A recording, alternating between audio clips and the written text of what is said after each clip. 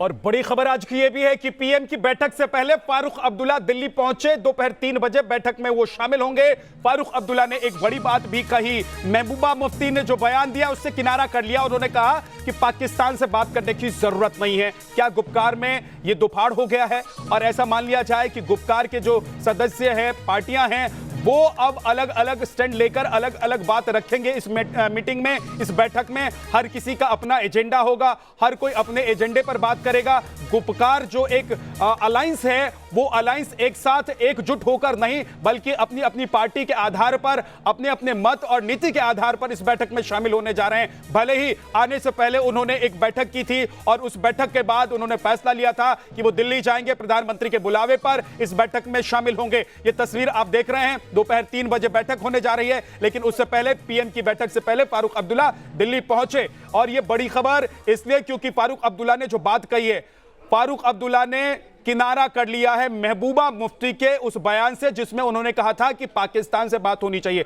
साफ और सीधे शब्दों में फारूक अब्दुल्ला ने कह दिया है कि पाकिस्तान से बात करने की जरूरत नहीं है। जबकि महबूबा मुफ्ती का स्टैंड था कि हम बात करने के लिए जाएंगे, प्रधानमंत्री से बात अगर होनी है तो हम बात करेंगे, लेकिन पाकिस्तान से भी बात होनी चाहिए। सवाल यह उठता है कि पाकिस्तान आ कहां से जाता है बीच में, पाकिस्तान से बात क्यों करनी चाहिए और महबूबा मुफ्ती आखिर ये क्यों कह रही है कि पाकिस्तान से बात हो? क्या उनको नहीं पता है कि पाकिस्तान के भेजे हुए आतंकी जम्मू कश्मीर में आम लोगों को निशाना बना रहे हैं, आम लोगों को मार रहे हैं, हमारे सुरक्षा कर्मियों पर हमला कर रहे हैं, हमारे सुरक्षा कर्मियों को निशाना बनाते हैं, उपद्रव किया है और वो चाहते नहीं है कि देश में शांति हो। ऐसे में पाकिस्तान से बात करने का जो पहल है वो क्यों की जाए, जबकि भारत सरकार की तरफ से स्टैंड क्लियर है कि पहले आप आतंकवाद रोकिए, उसके बाद बातचीत की टेबल पर बैठेंगे। लेकिन फारूक अब्दुल्ला दिल्ली पहुंचे हैं। तमाम हमारे सहयोगी हमारे साथ जुड़े हुए, विकास चंद्रा दिखाई दे रहे हैं, रवि हमारे साथ दिखाई दे रहे हैं, अवधेश जी हमारे साथ दिखाई दे रहे हैं, वरिष्ठ पत्रकार। सबसे पहले जरा बता दीजिए विकास की इस वक्त क्या हलचल और बैठक को लेकर क्या अपडेट है दिल्ली से? तो प्रधानमंत्री आवास पे 3 बजे शुरू होने वाली है, लेकिन आज सुबह 8 बजे से ही दिल्ली में हलचल है।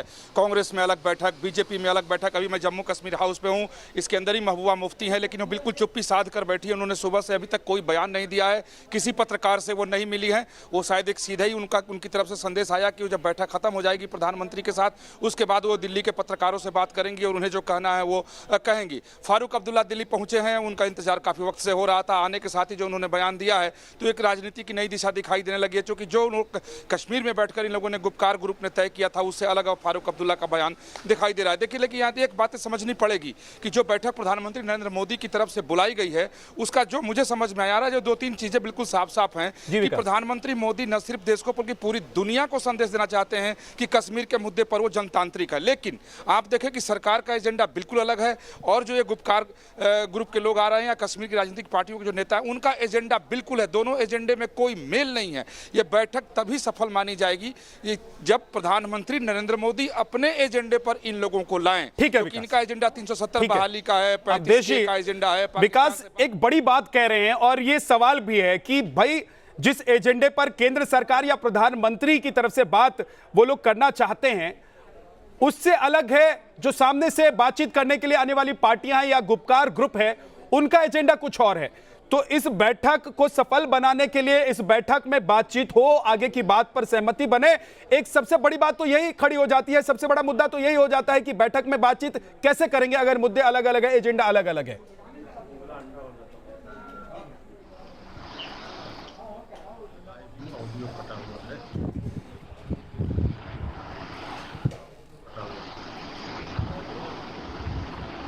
अवधेश जी तक मेरी आवाज नहीं पहुंच रही है। रवि, मैं आपके पास आता हूं और जरा बताइए कि एक तरफ हम देख रहे हैं कि बीजेपी में भी हलचल है, एक तरफ जेपी नड्डा बैठक कर रहे हैं, बातचीत कर रहे हैं बीजेपी के नेताओं के साथ, प्रधानमंत्री आवास पर गृहमंत्री पहुंचे, एनएसए पहुंचे। तो इससे पहले, अभी बैठक से पहले दिल्ली में कांग्रेस की तरफ से क्या चल रहा है? कांग्रेस में भी क्या बैठकों का दौर चल रहा है? जी विद्या, देखिए इस वक्त कांग्रेस के जो बड़े नेता हैं गुलाम नबी आज़ाद, उनके आवास पे बैठक चल रही थी। उस बैठक में गुलाम अहमद मीर और ताराचंद, ये तीन ऐसे लोग हैं जो कांग्रेस की तरफ से आज की जो सर्वदलीय बैठक बुलाई गई है प्रधानमंत्री के द्वारा, उस बैठक में शामिल होंगे। हालांकि कांग्रेस ने ये स्पष्ट कर दिया गया है कि उन्हें बैठक के लिए बुलाया गया था, उस दौरान अभी तक उन्हें ये पता नहीं कि एजेंडा क्या है। इसलिए उन्होंने कहा है कि जब वो बैठक में जाएंगे तभी उनको ये पता चल पाएगा कि किस एजेंडे पर आज की बैठक हो रही है। ये जरूर स्पष्ट किया गया कि फुल स्टेटहुड का जो मसला है, मसले को जरूर उठाएंगे, लेकिन और कौन से मसले होंगे, 370 का मसला हो या फिर 370 का मसला हो या जो इनके तमाम मसले, उनको लेकर चुप्पी साधी हुई है कांग्रेस ने। और ये कहा है कि पहले प्रधानमंत्री तय करेंगे कि आज की जो बैठक बुलाएगी उस बैठक का मुख्य एजेंडा क्या है, क्योंकि इन्होंने साफ तौर पर कहा कि इन्हें सिर्फ फोन आया था कि 24 तारीख को आपको बैठक के लिए बुलाया गया। एजेंडा क्या है इसकी इन्हें जानकारी नहीं है और यही वजह है कि एजेंडा को लेकर उन्होंने चुप्पी साधी हुई है। हालांकि ये जरूर बताया जा रहा है कि स्टेटहुड के मसले पर ये अपनी बात को रख सकते हैं, ये स्पष्ट कहा गया। दूसरी बात जो सबसे अहम बात कही जा रही है कांग्रेस की तरफ से, कांग्रेस से कह रही है कि चूंकि ये राष्ट्रीय पार्टी है, नेशनल पार्टी है, तो ऐसे में फुल स्टेटहुड का मसला उठाएंगे। और जो दूसरी पार्टियां हैं, चाहे एनसी हो या पीडीपी हो, उनको लेकर कांग्रेस का कहना है कि ओरिजिनल पार्टी, उनके अपने अलग एजेंडे हो सकते हैं, लेकिन हमारी चूंकि राष्ट्रीय पार्टी है तो हम नेशनल इंटरेस्ट में अपने एजेंडे को, जो पहले प्रधानमंत्री की तरफ से एजेंडा दिया जाएगा, उसके बाद अपनी बात को रखेंगे। और ये भी स्पष्ट किया गया कि बैठक के बाद ये प्रेस कॉन्फ्रेंस करके क्लियर भी करेंगे। जी ठीक है रवि, तो तमाम अहम बातें जो आज जिन पर बातचीत हो सकती है, होनी है, उसके बारे में आप जानकारी दे रहे हैं। हमारे साथ अवधेश कुमार जी हैं और तहसीन पूनावाला भी हमारे साथ जुड़ गए हैं। तहसीन, आज बड़ा दिन है और बड़ा दिन इसलिए क्योंकि कश्मीर को कैसे मुख्यधारा से जोड़ना है, विकास कैसे वहां पर होना है, सुरक्षा व्यवस्था कैसे पुख्ता हो और वहां पर जनतंत्र, लोकतंत्र की बहाली कैसे करनी है, इन तमाम मुद्दों पर आज बातचीत होनी चाहिए। तो होनी चाहिए, तो किसने मना किया? करे प्रधानमंत्री जी इस पर बातचीत।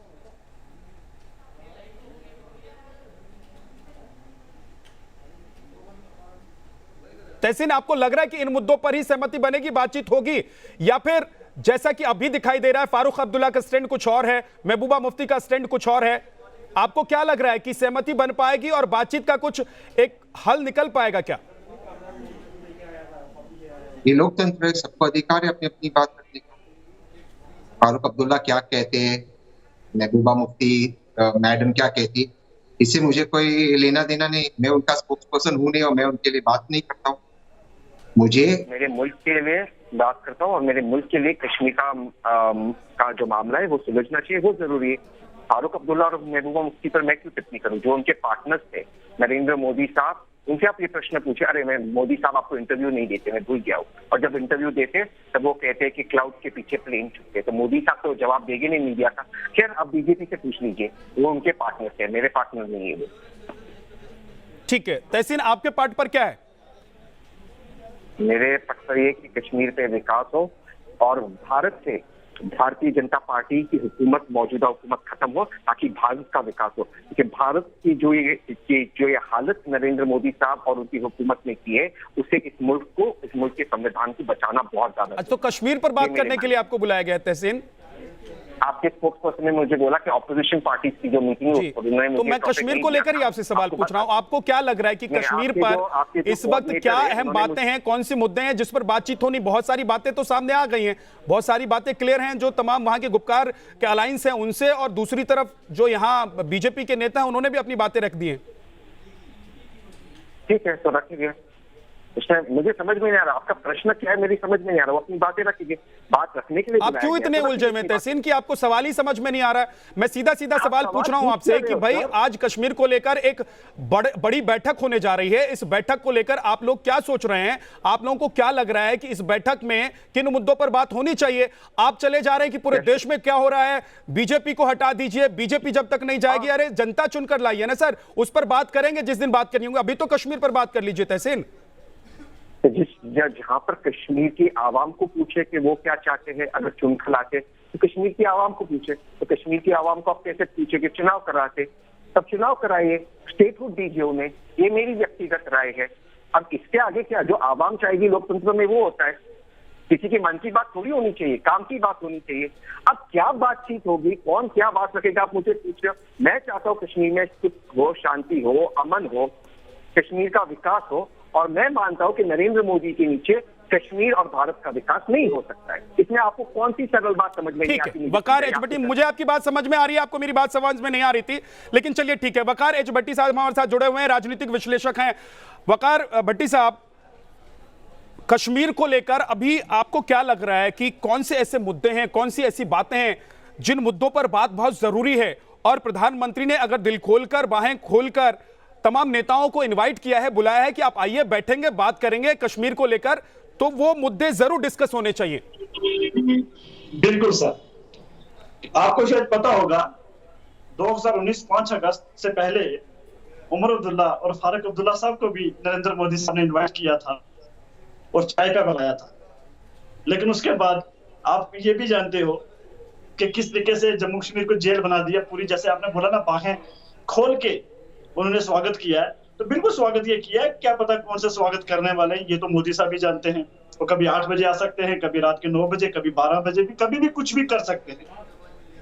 जहां तक मेरा मानना यह है कि जिन लोगों को बुलाया है इस टाइम दावत पे, नरेंद्र मोदी साहब ने चाहे चाय पे बुलाया है, चाहे बिरयानी पे बुलाया है, मुझे नहीं पता किस लिए बुलाया है। और यहाँ तासीन भाई ने भी बोला कि हमें पता ही नहीं है कि मुद्दा क्या है, मोदी साहब क्या चाहते, क्या है, क्या बात करना चाहते हैं, क्या वो स्टेटहुड देना चाहते हैं, क्या वो 370 वापस देना चाहते हैं, या मसले कश्मीर के ऊपर चर्चा करना चाहते हैं, करना क्या चाहते हैं, हमें तो कुछ पता ही नहीं है। इसलिए जैसे आप तीर जो मार रहे हो, इसी तरीके से अंधेरे में तीर चला रहे हो, ऐसे हम भी अंधेरे में तीर चला के बात कर रहे हैं अभी तक। ये तो हमें 3 बजे 4 बजे के बाद ही पता चलेगा मोदी साहब ने क्या बात की और जिनको बुलाया है उन्होंने क्या बात अपनी रखी है। ठीक है, मैं तो सिर्फ इतना कहूंगा, जम्मू कश्मीर में जो आज के हालात हैं, यहाँ रोजगार नहीं है, यहाँ बेरोजगारी बहुत ज्यादा हो चुकी है, यहाँ ड्रग्स बहुत तेजी के साथ फैल रहा है जब से मोदी साहब ने 370 को हटाया।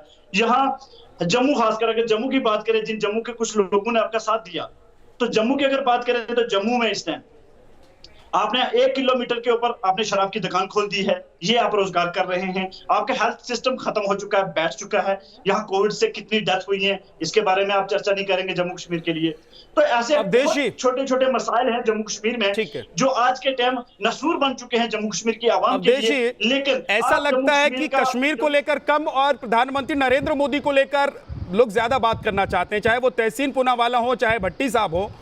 उनको दिक्कत प्रधानमंत्री नरेंद्र मोदी से है, वो अपनी बात रख सकते हैं, लेकिन बात आज कश्मीर की हो रही है, तो कश्मीर के मुद्दे पर तो बात करनी होगी ना, बताना होगा ना कि कश्मीर के लोग क्या चाहते हैं, कश्मीर में क्या होना चाहिए, वो हमारे देश का अहम अंग है। सर, मसले कश्मीर के ऊपर जब तक आप चर्चा नहीं करेंगे, मुझे बताइए कितनी किलिंग्स हो रही हैं। 2 दिन पहले एक सब इंस्पेक्टर को मार दिया गया है, सब इंस्पेक्टर को मार दिया गया। किसने मार दिया? इसी तरीके से हमारे आतंकियों ने मारा है, बाबर कादरी को मार दिया, बीजेपी आतंकियों ने मारा है, और ये पाकिस्तान समर्थित आतंकी कांस्टेबल मारे जा रहे हैं। आतंकियों ने मारा है ना सर, आतंकियों ने मारा है ना, बोलिए ना एक बार कि आतंकियों ने मारा है। आपसे सवाल एक करना है, मुझे आपसे एक सवाल करना है भट्टी साहब, मैं एक सवाल आपसे कर रहा हूं कि आप बोलिए ना कि आतंकी ने मारा है, बोलेंगे आप? किसने मारा? आतंकी ने मारा है। नहीं, यहाँ के हालात ने मारा। बोलिए, आप बोलिए ना एक बार, आप बोल नहीं सकते भट्टी साहब, आप बोल नहीं सकते कि आतंकी ने मारा है। भट्टी साहब, आप बोल नहीं सकते कि आतंकी ने मारा है, आप बोल दीजिए एक बार कि आतंकी ने मारा है। आतंकवादी क्या है? आतंकवादी आप बोल दीजिए एक बार, आतंकी ने मारा है। आतंकवादी की सरकारें सर, आतंकवादी पे परिभाषा मत दीजिए, आतंकवादी की परिभाषा नहीं चाहिए। अवधेश जी, आज तो ये मुद्दा है ही नहीं, क्योंकि सबको पता है कि आतंकवाद कहां से आ रहा है और आतंकी कहां से पैदा हो रहे हैं, तो मुद्दा तो ये है ही नहीं। लेकिन अभी भी मोदी के खिलाफ अगर जिसको बोलना है वो बोले, लोकतंत्र है, यहां पर हर किसी को आजादी है बोलने की। लेकिन अब मोदी से आपको दिक्कत है तो आप कश्मीर में कुछ नहीं होने देंगे, कश्मीर के मुद्दे पर बात नहीं करेंगे। कश्मीर में ऐसा है कि देश में और कश्मीर में एक बड़ा फर्क है, जो भारत में पिछले 7 वर्ष में हुए बदलाव को न समझ पा रहा है न उसको स्वीकार पा रहा है। कश्मीर जो है 1956 का जो इनका ये 57 में कानून बनाए थे, कश्मीर एक व्यापक रूप से बदल चुका है और ये स्वीकार करने के लिए तैयार नहीं है। अरे भैया, आतंकवाद की घटना है, वहाँ 1988-89 से शुरू हुई, उस समय तो आपको 370 लागू था। आप आंकड़े देख लीजिए कितनी होती थी। आपके वहाँ मस्जिद के सामने वहाँ एक डीएसपी को पीट के लोगों ने मार दिया, आपके मस्जिद से निकल करके। आप इंस्पेक्टर की जो शहीद हुआ है उससे पूरे देश में दुखी है।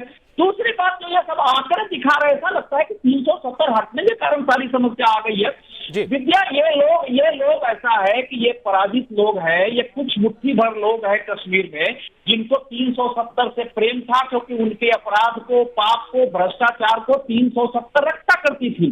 आम जनता को 370 से कोई फायदा नहीं था। ठीक है और अवधेश जी। कश्मीर में राजीव युवाओं चिन्नी के अनेक जी हमारे साथ जुड़ गए हैं, चेयरमैन एसओएस इंटरनेशनल के। राजीव जी, अब कश्मीर उस रास्ते पर जा रहा है जहां से कश्मीर को विकास देखना है, कश्मीर को देश के बाकी हिस्सों से जुड़ना है, आम जीवन वहां के लोग जी सके, उस रास्ते पर कश्मीर जा रहा है। ऐसे में किसी को क्या दिक्कत होनी चाहिए कि आप आइए, बैठिए, खुले दिल से बात कीजिए, वहां के आम लोगों की समस्याओं के बारे में बताइए, वहां पर कैसे आगे बढ़ा जाए ये बताएं, बजाय ये कि आप एक एजेंडे के साथ प्रधानमंत्री नरेंद्र मोदी के अगर आप विरोधी हैं तो उस विरोध के साथ खड़े हो जाएंगे।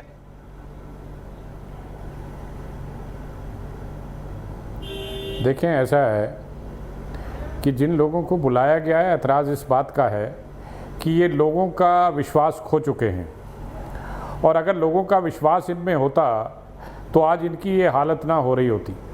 एक बहुत बड़ी सर्जरी की गई जम्मू कश्मीर में 5 अगस्त 2019 को, जिस तरह का दावा है कि यहाँ चीज़ें ठीक नहीं थी और उसको हम ठीक करेंगे, और करनी भी चाहिए। जैसे मैं अपना बताऊं, हम लोग पाक अधिकृत कश्मीर से विस्थापित हैं।